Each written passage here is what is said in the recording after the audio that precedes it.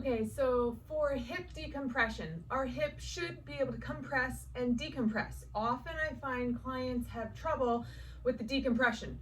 Totally subconscious, it should happen automatically, but if we've had any kind of injury or pain, we subconsciously want to compress that hip to protect. And it might not have been pain in the hip, it could have been the knee or the ankle. So a way to decompress the hip is one, maybe I have paired that with some kind of soft tissue technique.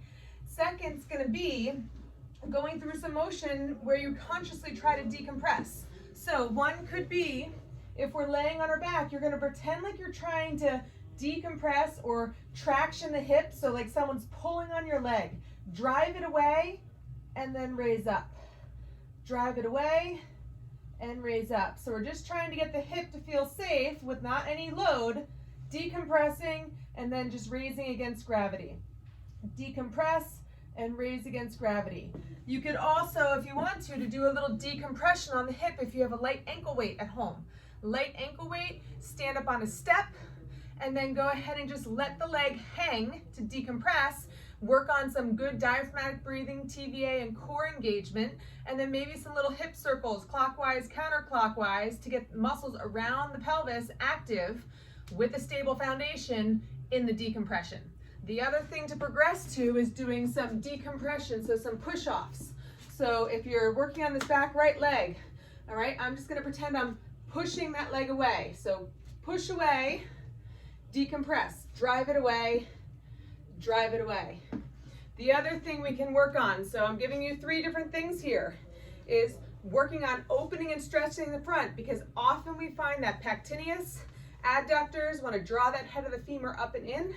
So I'm just going to be here, knee outside, pelvis a little bit. All right, what I'm going to do is I'm nice and relaxed here. I'm actually tucking the pubic bone up and under. So tucking up and under, you should feel a nice big stretch here.